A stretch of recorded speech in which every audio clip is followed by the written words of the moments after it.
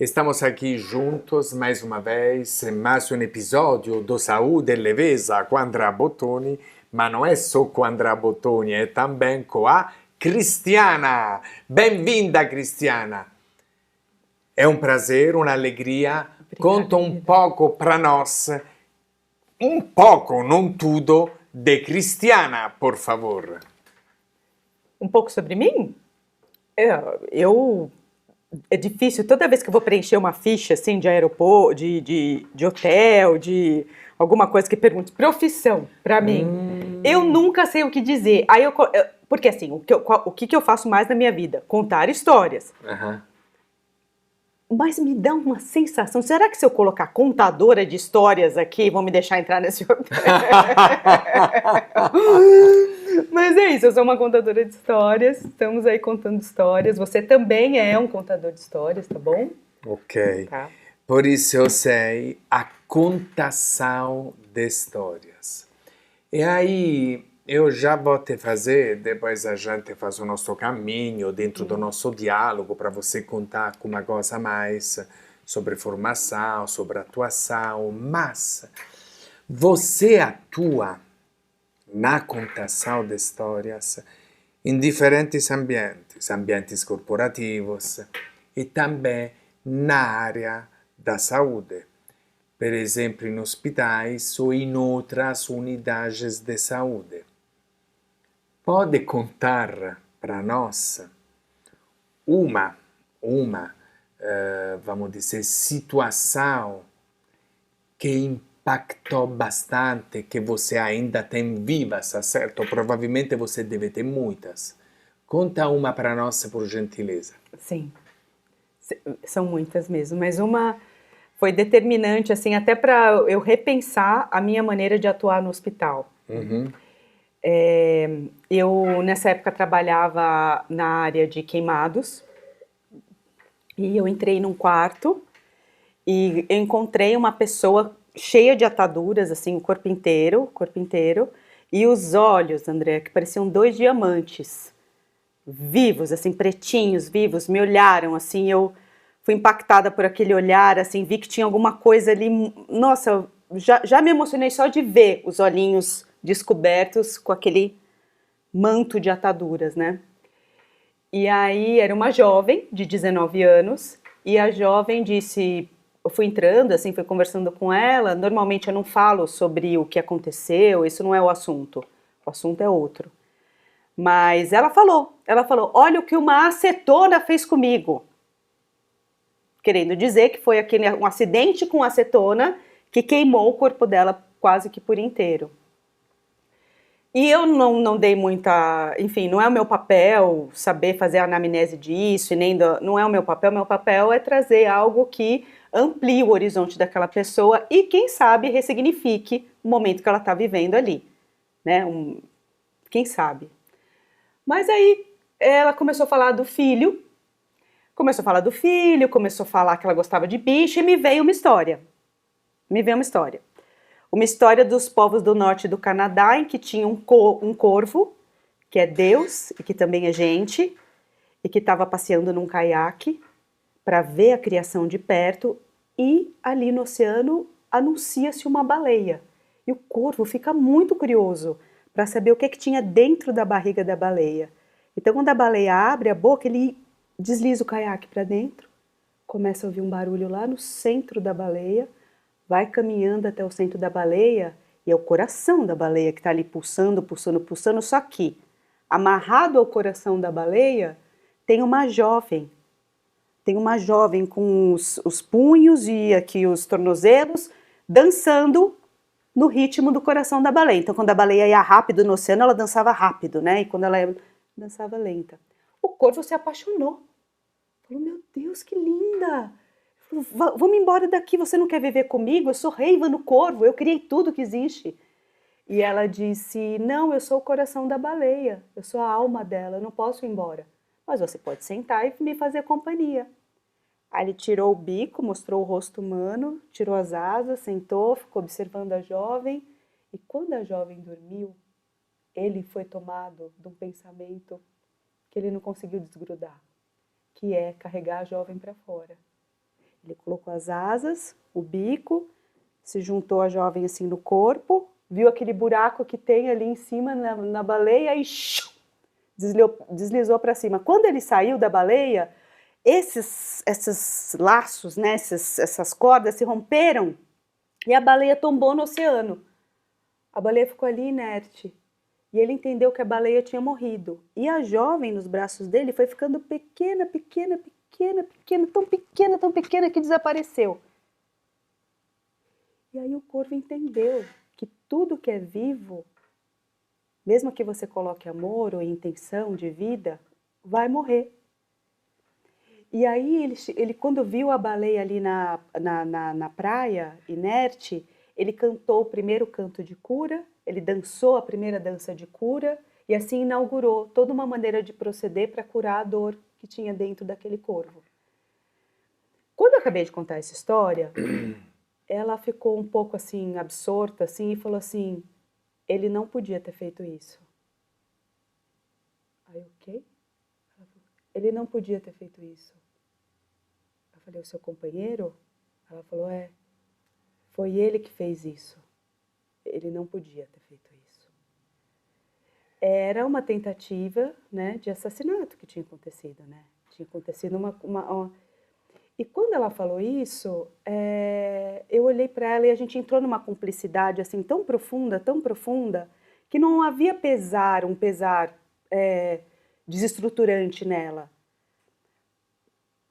Por conta da história e por conta da maneira que a gente se olhou, ela falou assim: um dia eu vou sair daqui e vou fazer a faculdade de veterinária, que é isso que eu quero. E a próxima vez que a gente se encontrar, eu vou estar com o meu diploma. Eu falei: boto fé que isso vai acontecer.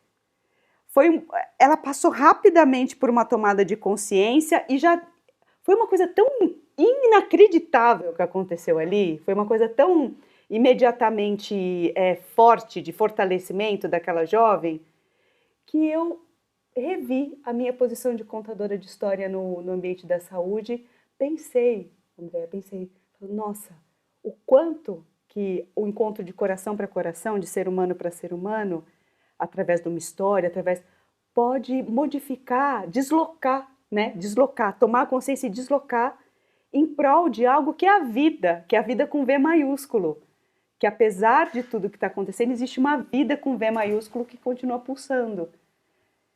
Isso foi muito determinante para mim, porque eu não estava esperando, sabe? Quando te pega de surpresa, a coisa te pega de surpresa, você fala: nossa, o que aconteceu aqui? Fiquei muito impressionada. É emocionante mesmo, evidentemente, enfim, cada um é cada um, e em cada um de nós as coisas se reverberam de uma forma única, ok? As sensações, como a gente pode ser ativado, dependendo do momento da vida que a gente se encontra, das nossas experiências, da nossa história. Mas vamos dizer, eu vou fazer uma reflexão e vou te fazer uma pergunta, considerando o que você compartilhou agora conosco, muito obrigado, que eu vou te dizer, a história me parece, pode de fato ativar algo que vai muito além e até de uma forma mais profunda do que você fazer uma pergunta direta. Me conta o que aconteceu. Entre outras. Pode ser que ela te contou mais coisas e pode ser que ela se fortaleceu mais e ativou mais dentro dela do que você tivesse feito, tipo, algumas perguntas diretas ou perguntas fechadas. Me parece que a história amplifica, amplia as possibilidades e dá para outro a oportunidade de se expressar, se quiser, da forma que ele senta mais adequado dentro daquele momento da vida dela. É mais ou menos isso. Foi tão bom te ouvir falar nesse tipo de pergunta, porque é tão interessante isso. Não existe uma grande pergunta no encontro.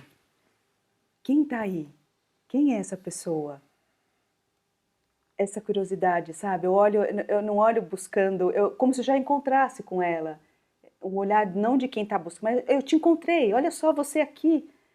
E aí, essas perguntas que você colocou, né? Você falou, eu não faço perguntas específicas, mas existe uma grande pergunta aberta que Uhum, permeia o encontro. uhum, Uma uhum, grande pergunta aberta, André, que leva a uma história aberta.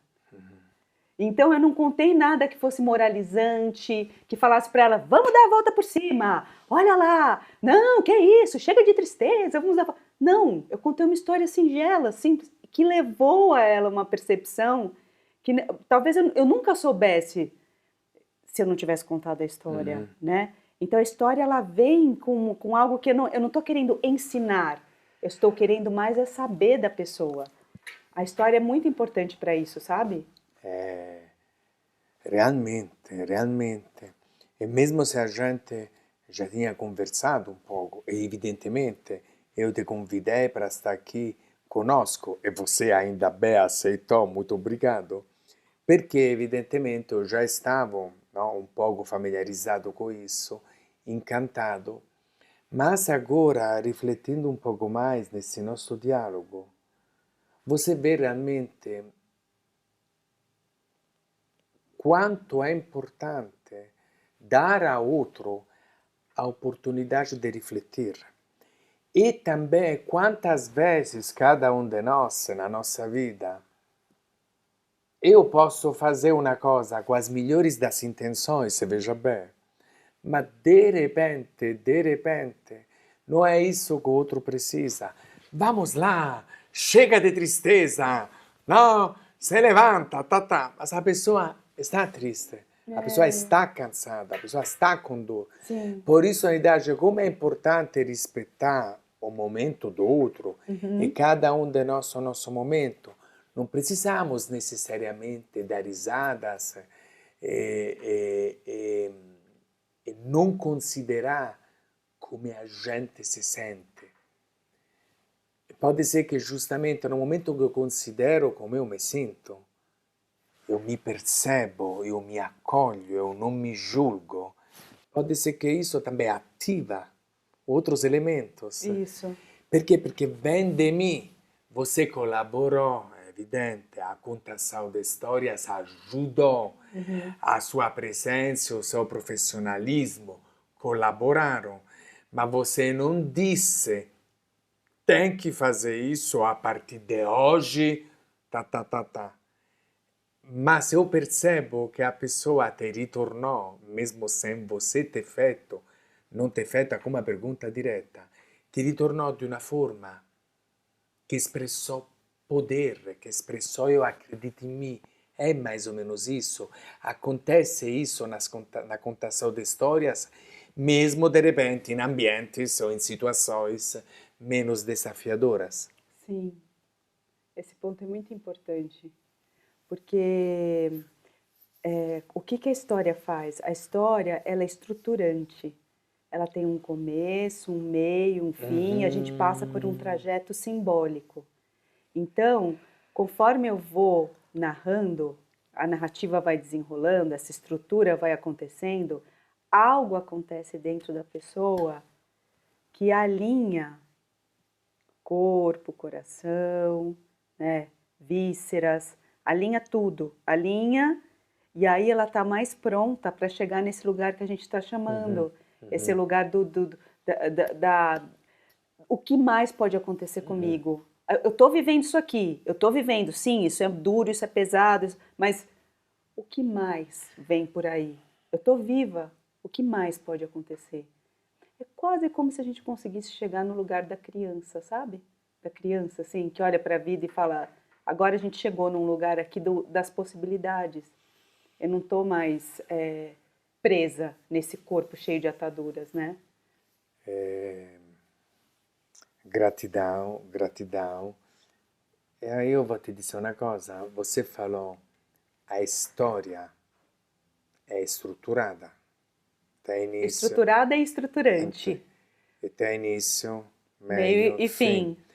Por isso, sem banalizar e também sem, vamos dizer, criar, quem sabe que expectativas, mas de fato existe um profissionalismo na contação de histórias, existe uma formação, existe um rigor metodológico que imagino eu provavelmente não é o rigor que te engessa, mas não é apenas, não quero banalizar, sair contando piadinhas ou contando uma Não, historinha, entendeu?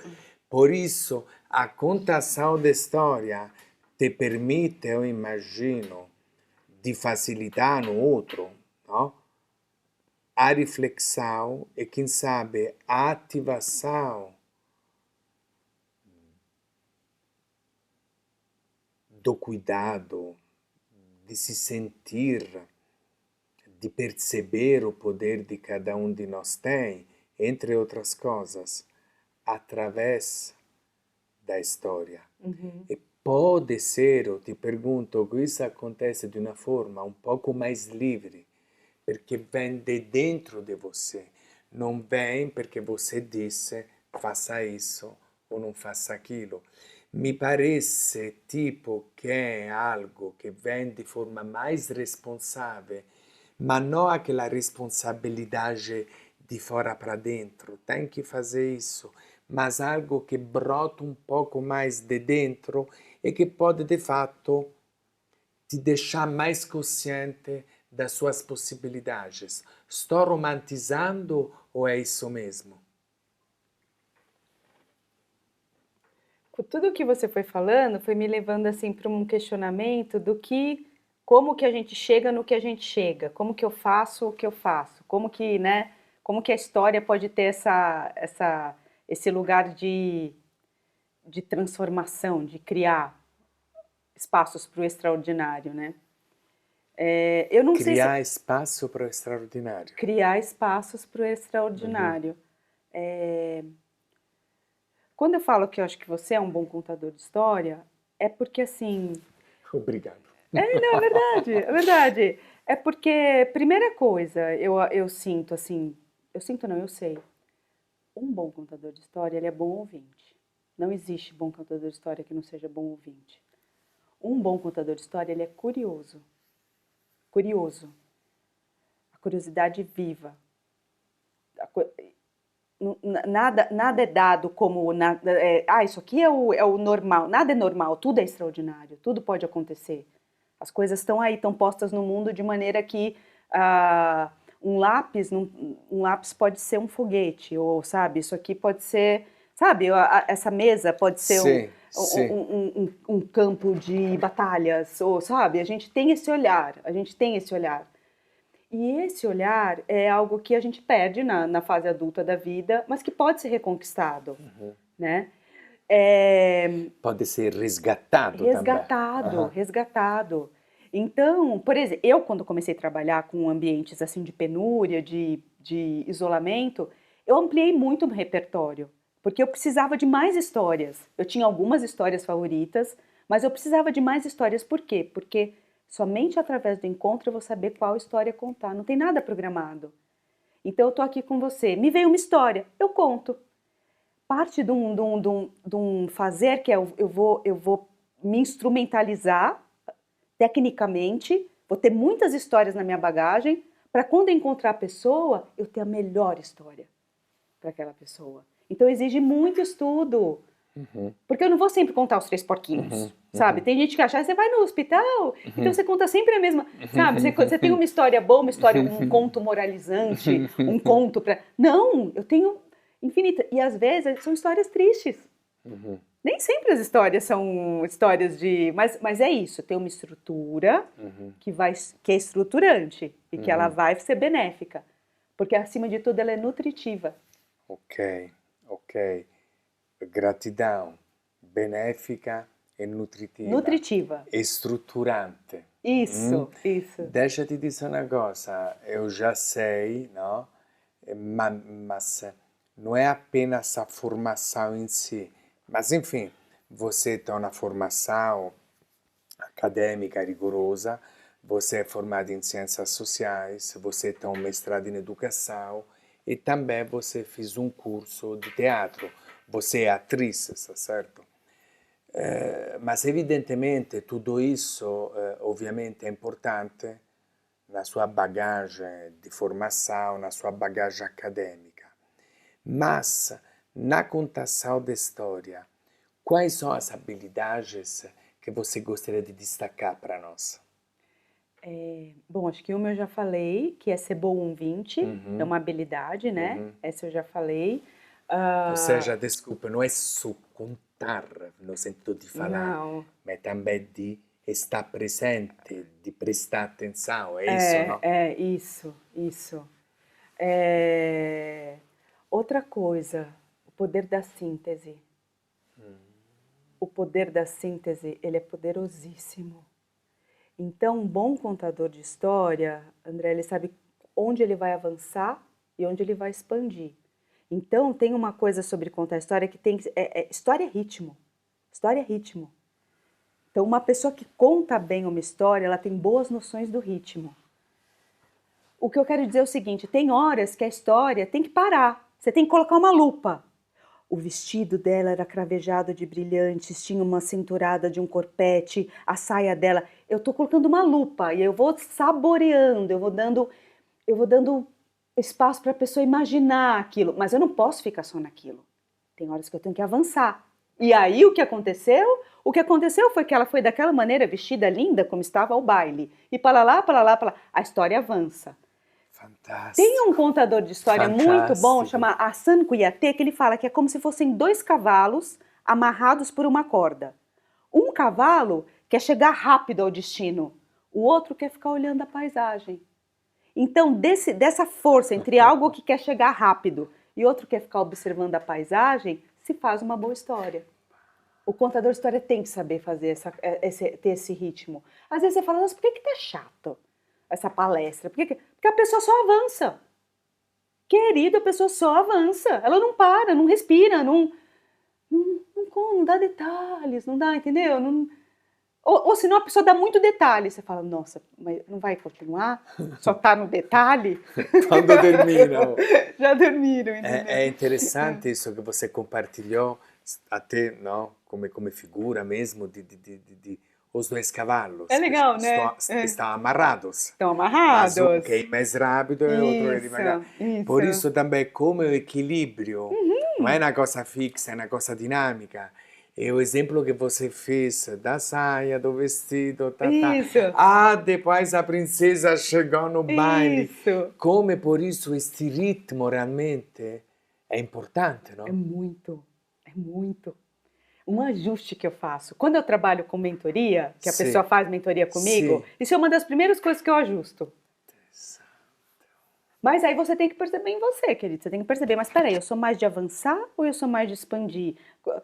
E outra, muita escuta, assim, para ver quando que a pessoa se afasta e quando que ela se aproxima do meu discurso, sabe? Por isso eu falo da escuta. É contar com e não contar para. Eu conto com as pessoas. É diferente do papel do ator, por Sim, exemplo, sabe? sim, Contador de sim. história é difícil, gente, é específico. Sim, É diferente do sim. ator. Porque você não está lá para você. Você está lá, mas também não está para o outro, mas está com o outro. Isso. É por isso na dinâmica, mesmo se você é a contadora da história, mas tem a outra pessoa lá, e você também percebe, correto? Isso. E aí você pode ser um cavalo ou um outro cavalo, e você tem que literalmente modular, você pode dizer isso. Isso. E às vezes as pessoas falam assim, nossa, acho que tem a ver um pouco com o que a gente estava conversando antes. Falo assim, nossa, se você não fica tímida, porque você ali, contando história, você é o centro das atenções. Não exatamente. O centro das minhas atenções está no outro. Eu estou com todas aquelas pessoas, o centro da minha atenção está com o outro. Então é como se eu só acendesse a fogueira, agora está todo mundo junto aqui. Vem também, vem você, vem você, vem você. Você percebe? Você desloca o centro da sua atenção para o outro. Percebo e espero que quem está nos acompanhando também esteja percebendo e que tudo isso possa fazer sentido para vocês. Para mim, está fazendo muito sentido. E aí, já encerrando, eu me despeço te agradecendo, mas vou te pedir a gente não combinou isso. Vou te pedir um favor, encerra come se fosse uma contação de uma história. Adorei o negócio, não? Entendeu? Por isso, muito obrigado, estamos aqui, tchau, pum, entendeu? Por isso eu vou encerrar do meu jeito. Muito obrigado. Estou encantado, percebi um pouco mais, senti um pouco mais o poder, a importância, a profundidade, a leveza da contação da história. Muito obrigado por compartilhar um pouco do seu tempo, da sua história conosco. Obrigado a vocês. E agora o grande finale é com vocês, tá certo? Vou contar uma bem curtinha. Tem um personagem, eu falo olhando para essa câmera? Onde você quiser. Ou para essa, né? Tem um personagem que ele é um personagem que vem lá dos povos do deserto. O nome dele é Mullah Nasruddin. E o Nasruddin, ele é conhecido por ser uma pessoa muito sábia, mas ele é daquele tipo de sábio que passa a sabedoria através do humor. É um personagem trickster.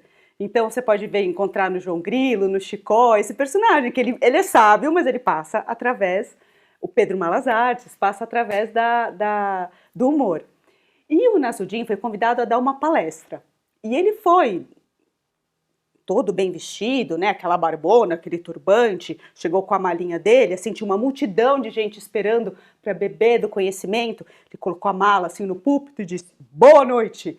E as pessoas: boa noite, Nasruddin. Naturalmente, vocês devem saber o assunto que vim tratar com vocês essa noite. E as pessoas disseram: não, nós não sabemos, Nasruddin. Mas que povo ignorante! Se ninguém sabe o assunto que vim tratar essa noite, eu não tenho mais nada para fazer aqui. Adeus! Ele pegou a mala e foi-se embora. E as pessoas disseram: gente, não, vamos chamá-lo novamente, só que a gente fala que sabe o assunto, tá? Aí tudo bem. Aí chamaram, tudo igual, ele chegou, colocou a malinha no púlpito: boa noite! Boa noite, Nasruddin! Naturalmente, vocês devem saber o assunto que vim tratar com vocês essa noite. As pessoas em uníssono: sim, sabemos! Que absurdo! Se todos sabem o assunto que vim tratar essa noite, eu não tenho mais nada para fazer aqui. Adeus! Foi-se embora. Você fala: não, gente, vamos ser inteligentes. Vamos dizer assim, ó, metade de cá fala que sabe o assunto e metade de cá fala que não sabe. Combinado? Combinado. Lá foi ele. Boa noite, Nasruddin. Naturalmente vocês sabem o assunto que eu vim tratar com vocês essa noite? Metade: sim, sabemos! Não, não sabemos! Perfeito. Então agora a metade que sabe, conta para quem não sabe. Adeus! Espero que esse podcast, essa gravação, tenha colocado as nossas metades para conversar. Uma metade nossa que acha que não sabe, mas e outra que pensa que sabe, mas não sabe, que elas tenham conversado aqui no nosso episódio.